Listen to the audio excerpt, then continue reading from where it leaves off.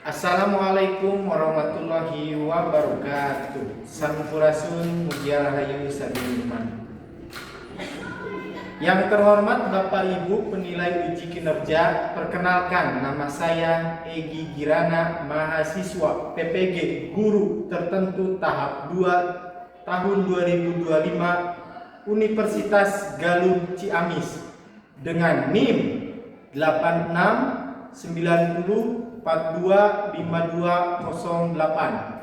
Saya akan melaksanakan uji kinerja di SMKS 2 Miftahul Huda Jatinegara, tepatnya di kelas 10 mata pelajaran sejarah dengan materi peradaban Hindu-Buddha. Sekian dan terima kasih. Selamat menyaksikan. Wassalamualaikum warahmatullahi wabarakatuh. Assalamualaikum.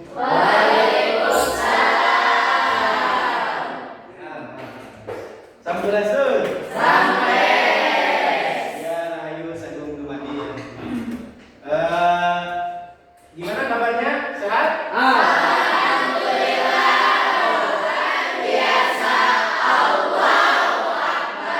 Masih pada semangat? Sebelum kita belajar, marilah kita berdoa. Berdoa dipimpin oleh saudara Yusuf. Yusuf, pimpin. Sebelum belajar, kita berdoa supaya mendapatkan ilmu yang manfaat. Amin. Bismillahirrahmanirrahim. Oke. Bapak absen dulu ya. Saudari Anggi. Terus saudara Alia. Bapak cek rapihannya. Rapihan baju aman. Masukin ya ke dalam ya. Terus untuk menumbuhkan jiwa nasionalisme, kita menyanyikan lagu wajib di Indonesia. Hiduplah Indonesia Raya.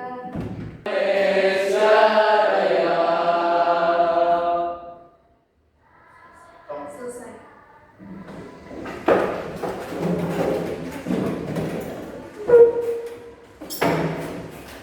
Gimana anak-anak? Semangat setelah menyanyikan lagu kebangsaan? Mudah-mudahan kalian timbul jiwa nasionalismenya, cinta terhadap Indonesia. Sebelum memulai pelajaran, mari kita breaking dulu supaya menambah kalian bersemangat untuk belajar ya. Beri ya sepertinya. Berdiri. Tepuk 1. Tepuk 2. Tepuk 3. Tepuk 4. Tepuk 5. Tepuk tangan.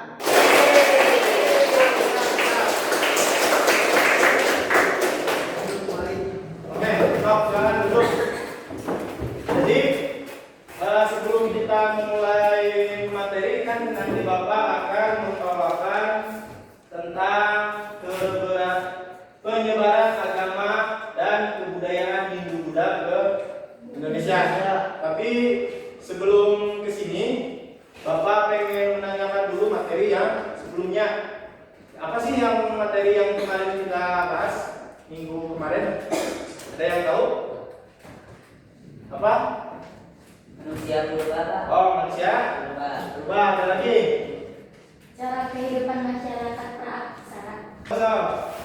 Perkembangan teknologi. Perkembangan Teknologi. teknologi apa lagi ya? Asal usul nenek moyang Indonesia, Pak. Asal usul nenek moyang Indonesia. Jadi kita kemarin juga ngebahas tentang manusia berubah. Baik, Bapak ulas sedikit lagi ya supaya kalian mengingat pelajaran yang kemarin. Jadi manusia purba itu kemarin kita ada yang namanya tadi Kritengan, Tropus. Terus ada lagi Homo sapiens. Terus kita mau Bapak punya pertanyaan nih.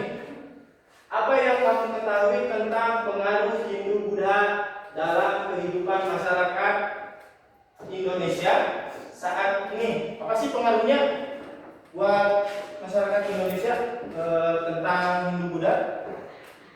Jadi Pak, Apa? dijadikannya sebagai wisata saat ini Pak. Contohnya seperti Candi Borobudur. Nah, dijadikannya tempat wisata karena merupakan daya tarik. Jadi orang-orang tertarik untuk mengetahui apa sih itu Hindu, apa sih itu Buddha, bagaimana sih tempat ibadah, apa sih peninggalan yang ada di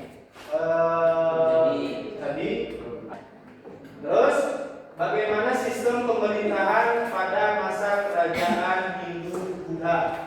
Nah, masih kerajaan. Jadi zaman dulu tuh nanti kita bahas ada yang namanya teori masuknya Hindu Buddha ke Indonesia, dan nanti sistem-sistem pemerintahan di kita teh menganut agama Hindu atau Buddha, dan di kita dibentuk yang namanya kerajaan. Terus tujuan pembelajaran kita itu apa sih? Di sini dapat menjelaskan struktur sosial masyarakat pada masa Hindu Buddha. Nah, terus dapat menguraikan sistem pemerintahan dan hukum pada masa Hindu Buddha. Terus yang ketiga dapat mendeskripsikan kehidupan, ekonomi, budaya dan kepercayaan masyarakat pada masa tersebut. Oke. Nah, sebelum itu Bapak mempunyai video agar kalian simak nanti supaya kalian lebih paham terhadap materi Hindu Buddha. Proses masuknya agama Hindu dan Buddha ke Indonesia.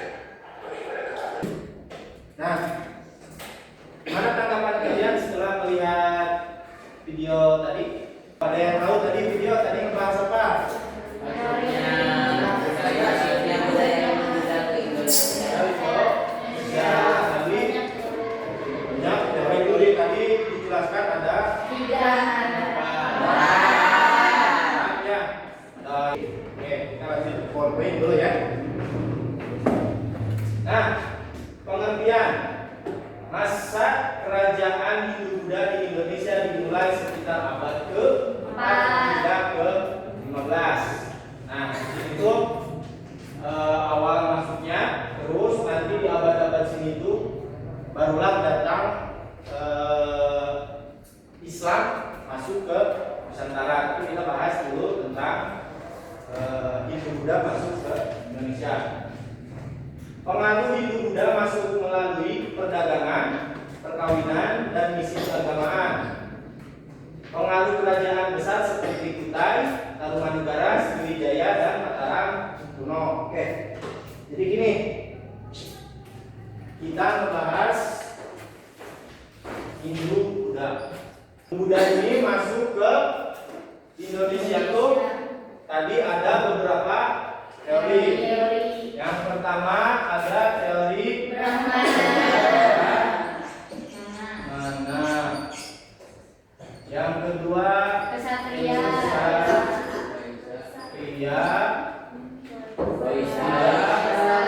Waisa, Bali.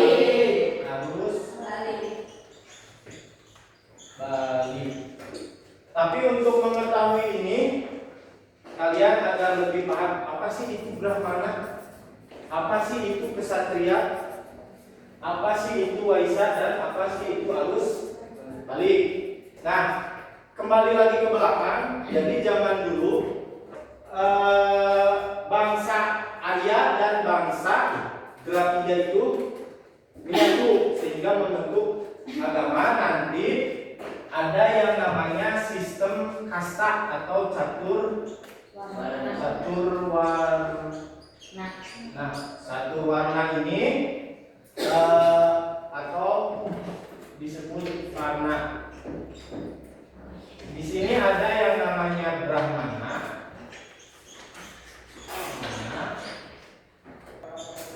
Dan yang keempat ada yang namanya sudra. Ada yang namanya sudra. Jadi sistem ini diciptakan digolong-golongkan bangsa Arya itu di 3 golongan ini. Bangsa Arya golongan ini. Bangsa Arya. Struktur sosial masyarakat.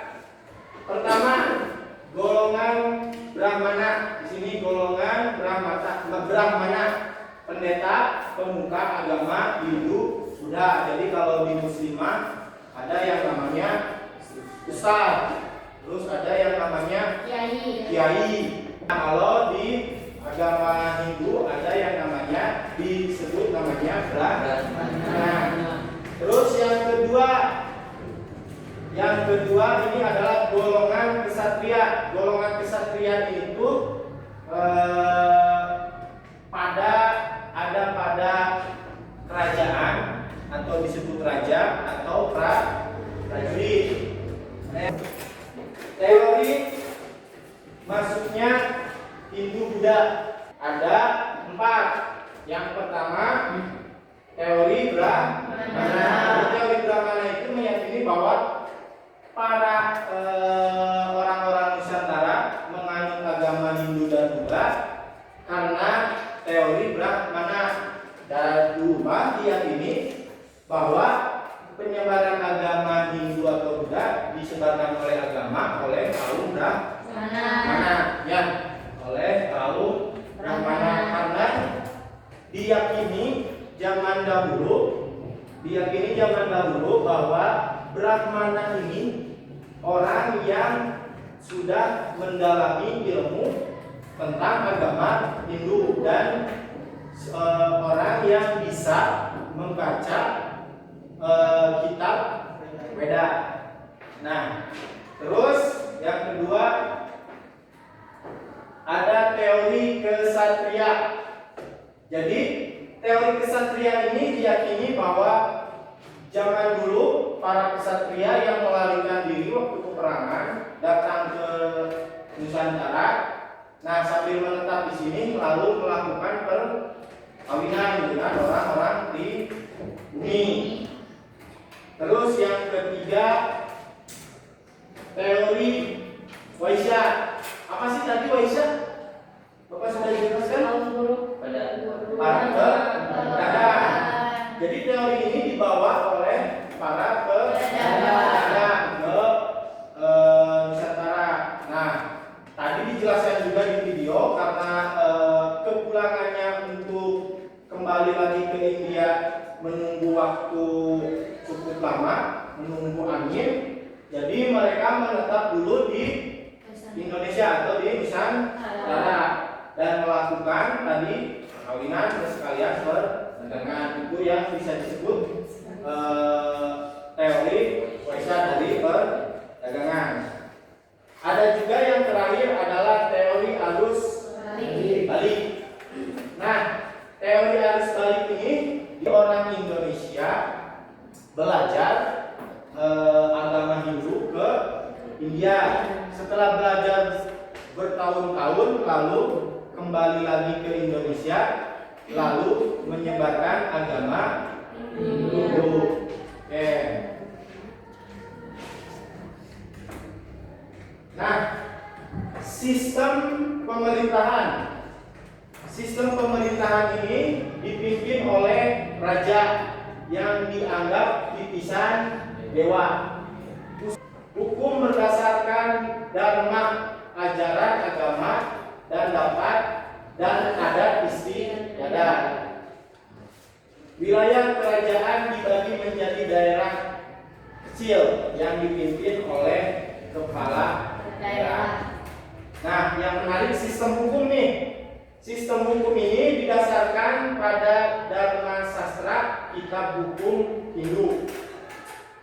Raja bertindak sebagai hakim tertinggi. Jadi raja bisa menghukum karena mempunyai kewenangan yang sangat tinggi, terutama dalam pencurian dan kehidupan ekonomi zaman dulu, yang pertama perak, kain sutra,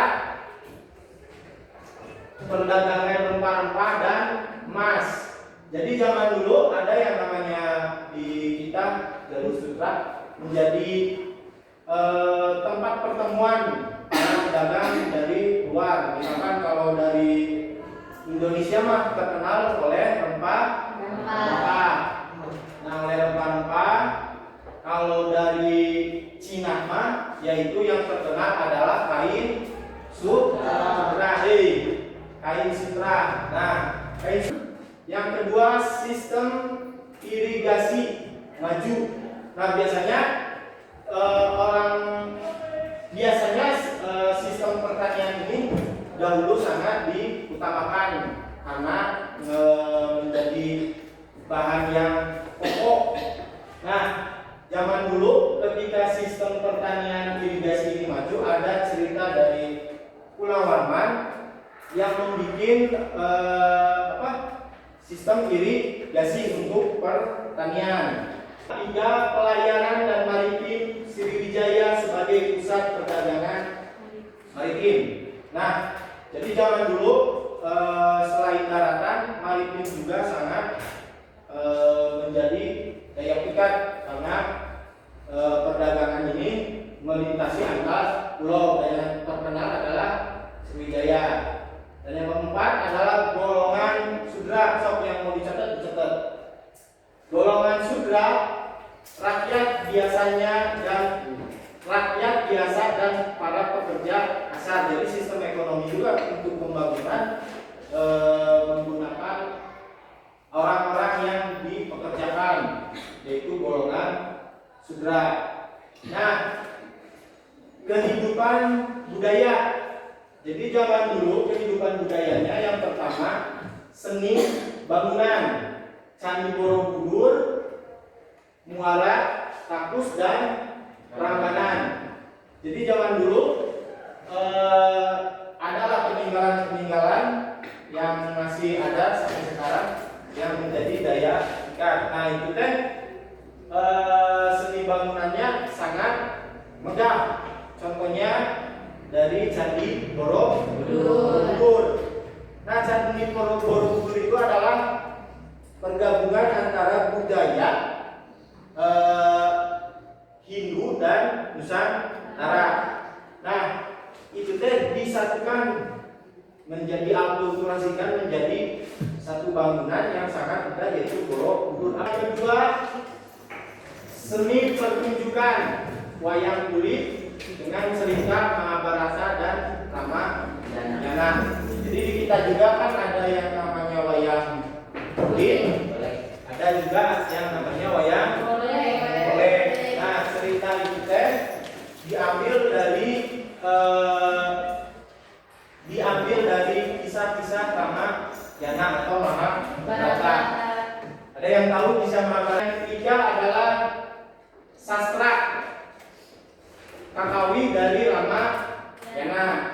Terus yang keempat, sistem pendidikan. Sistem pendidikan ini Brahmana sebagai guru belajar di vihara atau mandala. Jadi tempat ibadahnya itu adalah vihara. Nah, kalau mandala ini ada diambil dari bahasa Sanskerta. Nah, kalau mandala ini kalau diartikan menjadi tempat. Kepercayaan dan agama. Agama Hindu satu, Trimurti, Brahma, Wisnu dan Siwa. Kitabnya beda. Tadi ada di sini kan Bapak sudah nerangin. Nah, kitabnya adalah tadi mana? Weda. Weda juga dibagi menjadi beberapa bagian. Ada 4. Pertama, Weda. Weda ada 4.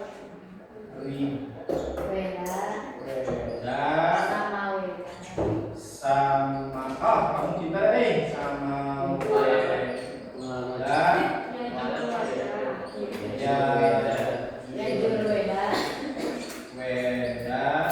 Weda.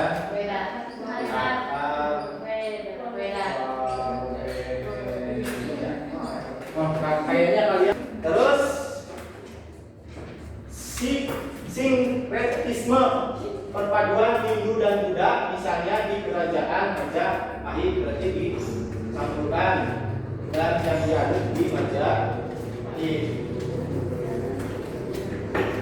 Peninggalan sejarah. Peninggalan sejarah ada yang namanya candi. Candi, apa sih yang kalian tahu peninggalan candi yang ada di Nusantara? Borobudur. Borobudur, Prambanan. Prambanan. Terus apa lagi? Candi. Candi Jien. Terus prasasti. Prasasti Gunung. Nah, prasasti Kutai, Cialuten, Taluma, Negara. Di Jawa Barat juga ada peninggalan dari kerajaan-kerajaan yang menganut agama Hindu. Dan yang ketiga adalah kitab sastra Negara Kertagama oleh Empu Prapanca. Terus Sutasoma Empu Tangkular. Nah, terus selanjutnya pengaruh dalam kehidupan sekarang. Sistem kasta berpengaruh dalam tradisi sosial di Bali. Upacara keagamaan Hindu Buddha masih dilestarikan. Terutama ya kalau di Bali mah masih terawat karena orang-orangnya masih menganut agama Hindu. Bangunan candi ini apa? Menjadi objek wisata dan penelitian sejarah. Jadi terus runtuhnya kerajaan-kerajaan Hindu Buddha. Jadi ada dua faktor. Yang pertama faktor internal dan yang kedua adalah faktor eksternal.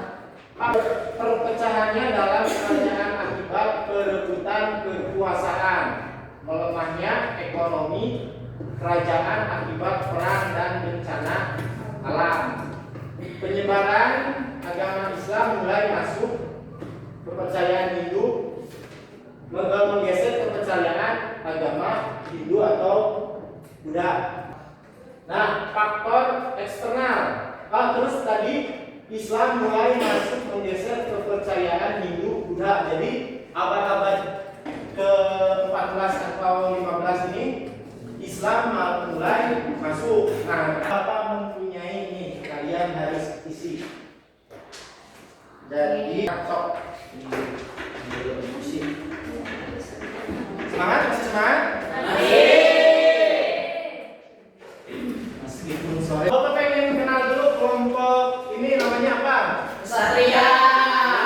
Kesatria. Kalau yang ini? Mana? Kelompok yang ini? Siapa?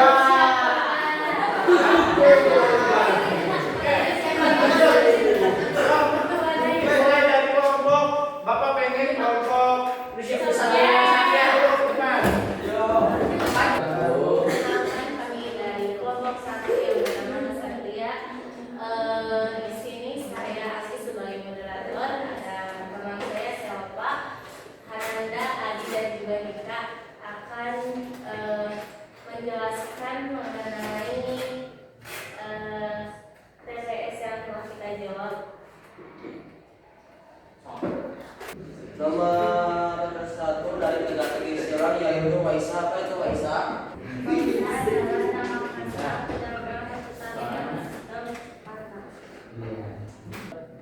Dua guru, pendatar, tokoh atau pendeta penyebaran ajaran sering memimpin upacara peda. Jawabannya Brahmana. Yang pertama ada politisme. Ajaran memuliakan banyak dewa yang merupakan ciri Hindu awal. Alhamdulillah. Udah sore ini masih semangat? Kesemangatan kita lakukan kembali yang namanya ice breathing. Sok, sikat. Sambil berdiri. Sambil berdiri. Satu, dua, tiga.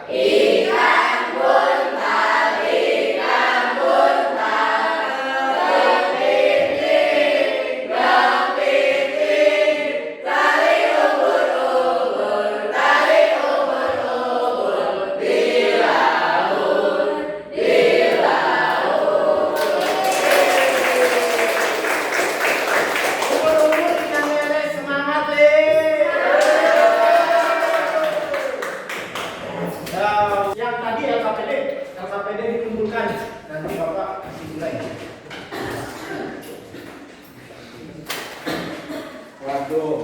Dari Bapak nih kesimpulannya. Kehidupan masyarakat pada masa Hindu Buddha sangat terstruktur dengan sistem kasta. Terus sistem pemerintahan terbentuk kerajaan dengan raja sebagai pemimpin yang tertinggi. Tadi sudah dijelaskan ya bahwa raja mempunyai kewenangan yang sangat tinggi. Pengaruh Hindu Buddha masih terasa dalam budaya dan kehidupan modern di Indonesia. Kita mempunyai satu lembar untuk kalian isi. Ada tes formatif. Nah, jelaskan contoh akulturasi budaya Hindu Buddha dengan budaya lokal di Indonesia dalam bidang berikut.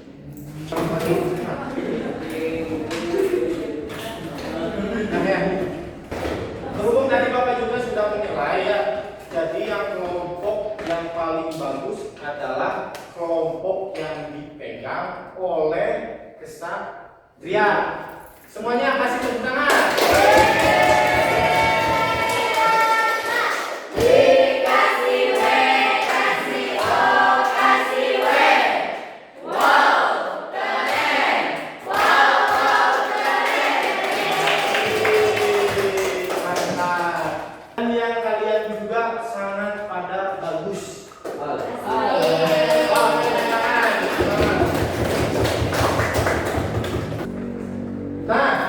Sebelum kita mengakhiri, Bapak mempunyai refleksi. Nih pertanyaannya kayak gini, bagaimana perasaan kalian sekarang? Yang benar. Ini mas nanti kayaknya mau pulang nih mas. Tapi benar senang. Bagaimana yang menurutmu paling sulit dari mata pelajaran ini? Materi yang tadi sudah disampaikan. Nggak ada, Pak. Semua bisa. Bagus. Nah, yang ketiga, apa yang akan kamu lakukan untuk memperbaiki hasil belajarmu? Lebih giat, lebih semangat lagi. Jangan sampai belajar secara itu ngantuk. Biasanya suka ditunda di ini. Terus yang keempat, kepada siapa kamu akan meminta bantuan untuk memahami pelajaran ini? Kepada Bapak, oke bisa. Yang terakhir, jika kamu diminta untuk memberi bintang 1 sampai 5, berapa bintang yang akan kamu berikan pada usaha yang telah kamu lakukan?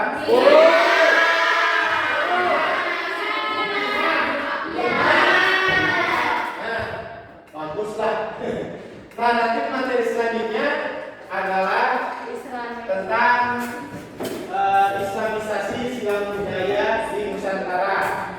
Nah, semuanya Bapak ucapkan terima kasih semuanya